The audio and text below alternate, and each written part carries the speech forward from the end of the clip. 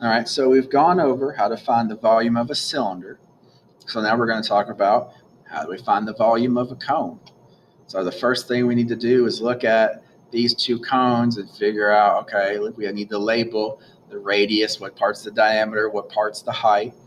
So when you look at a cone, no matter which way it's facing, the height is the distance from the tip of the cone to the middle of the circle. So that is the height. So no matter which way the cone's facing, the height is how far is it from the middle of the circle to the point on the cone. So for this one, the height would be 8. Over here, the height would be 5. Now, just like with cylinder, we're going to need the radius for the formula.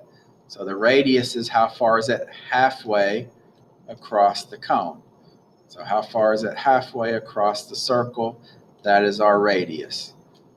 All right, so those are the two things we're going to need to know for the formula. But remember, when it comes to doing this, a lot of the times they will give you the diameter all the way across, and you would have to cut it in half to get the radius. So be very careful of this. If they give you the distance all the way across the circle, make sure you cut it in half to figure out what the radius is. That's the most common mistake. So we don't want to make that mistake. So let's make sure we're always checking to see, did they give us the radius or the diameter? Now,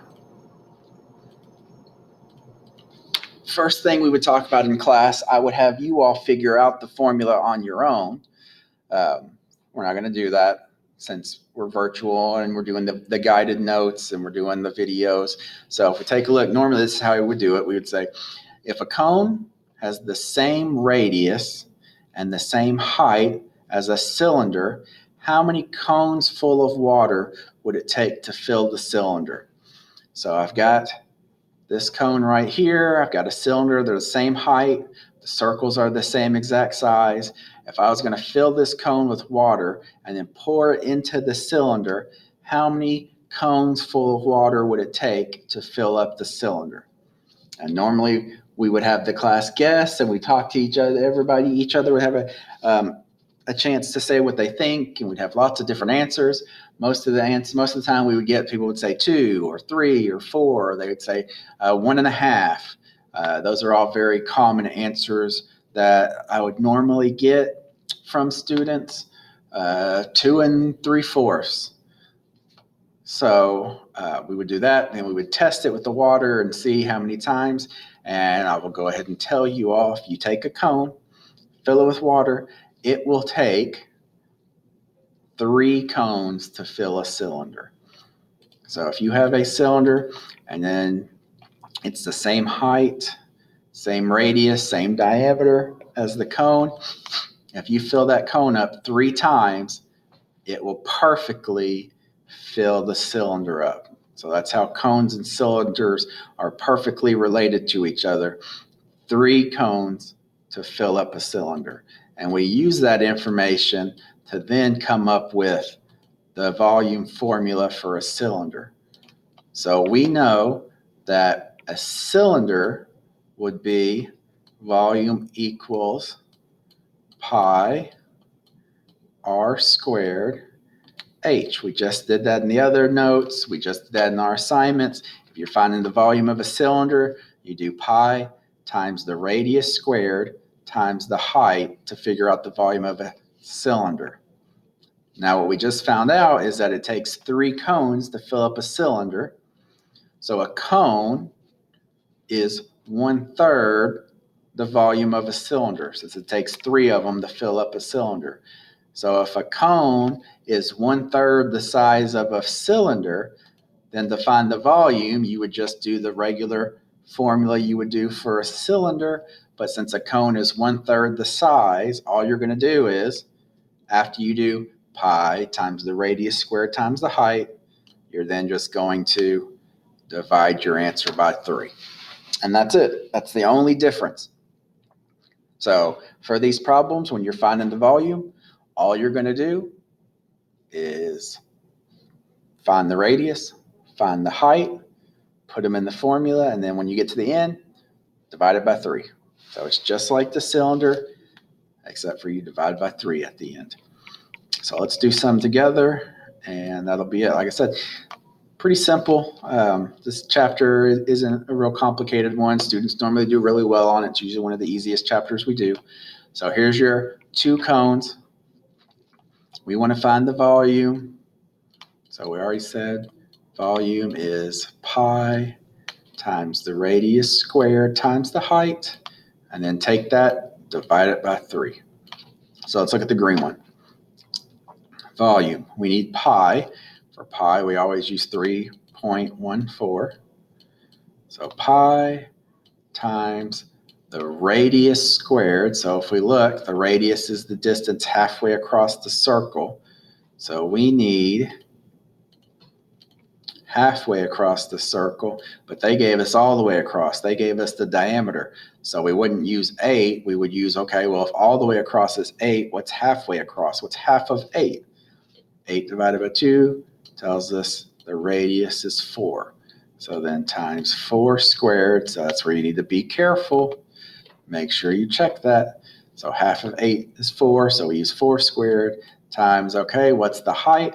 How far is it from the point on the cone to the middle of the circle? It is 10 millimeters. So times 10, and then we divide by 3. So your calculator, 3.14 times 4 to the second power times 10, and then we're going to divide that by 3, and you get 167.46666666 repeating. So we want to round to the nearest 10, the nearest tenth. So if we've got 4, 6, the 6 is going to tell the 4 to do what? It's going to tell it to round up. So 167.5, and then millimeters cubed. 167.5 millimeters cubed. All right. So then let's take a look at this one. All right. You try this one. Go ahead and make sure you have the formula wrote down. And try this one and see what you get. Pause the video. So if you pause the video, you should have got pi times the radius halfway across the circle, which they give us is 5. Pi times 5 squared times the height, which is 15. And then all that divided by 3. So 3.14 times 5 squared times 15. Divide that by 3. 392.5. And then they don't list any measurements on this one. So when they don't list any measurements, you use units. 392.5 units cubed. All right. Ooh, sorry, my voice is going a little dry. Just got done making all the video notes at the same time for this chapter. So I just got done doing the cylinder notes for you all. And then I just got done doing the video notes for the algebra class. And now I'm making this one. So let's see. Let's look at our next slide. How much space is inside this waffle cone? So how much space will fit inside of the waffle cone? So we take a look. We need to find the volume. Volume is pi r squared h divided by 3.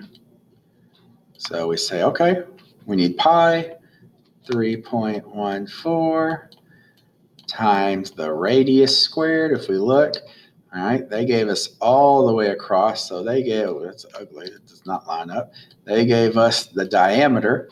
We only went halfway across. So what's half of 3? 3 divided by 2, 1.5 squared times h. and then divided by 3. And then instead of the h, we put what? What's the height? 5. The height is 5. So most common mistakes. Students forgetting to change the diameter to the radius. Students, when they get to this point right here, forgetting to put second power. That happens a lot. And then students who have been doing cylinder and then they move to cone and then they forget, oh, I got to divide by 3. So that's the 3 main issues that over the last few years I see. So be careful of that. So 3.14 times 1.5 squared times 5. Get that, divide it by 3, and you get 11.77. So that would become 11.8 inches cubed for how much space is inside that waffle cone. 3.14 times 1.5 squared times 5 divided by 3, 11.8. All right, we're not going to do a whole bunch of these because it's all going to be, normally if we were in class, I would have you all as a class doing each of these. We'd have people come to the board and things like that. But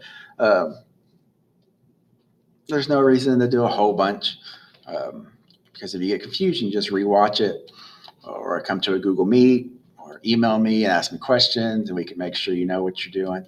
You decide which one we want to do. Let's do, all right, I'll do this one and that'll be it. All right, so pause your video notes, find out how much space is inside, and then that'll be it for our notes. So if you paused the video, which hopefully you did, hopefully you paused it, worked on it on your own to make sure you know what you're doing.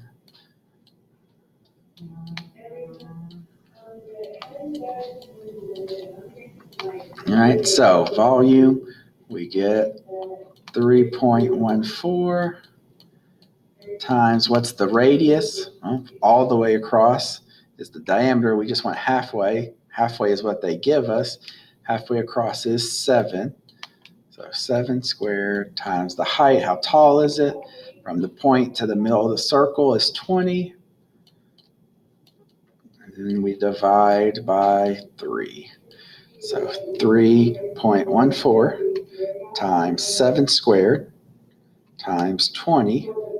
Get that answer, divide it by 3. How much space is inside? 1025.73. So the 3 tells the 7 to stay the same. Feet cubed. So how would you read that? 1025.7 feet cubed of space inside of there. All right. So volume of a cone, pretty simple. Same as volume of a cylinder, except for you divide it by 3. So if you need help, if you have questions, come to the Google Meets. They're worth extra credit, and I'll go over the assignments with you. I'll go over some of the answers with you. All right. So if you come to the Google Meets, that's the easiest way to get help to make sure you know what you're doing. All right. So watch the video notes, come to the Google Meets, email me if you have questions. And that's it. So good job.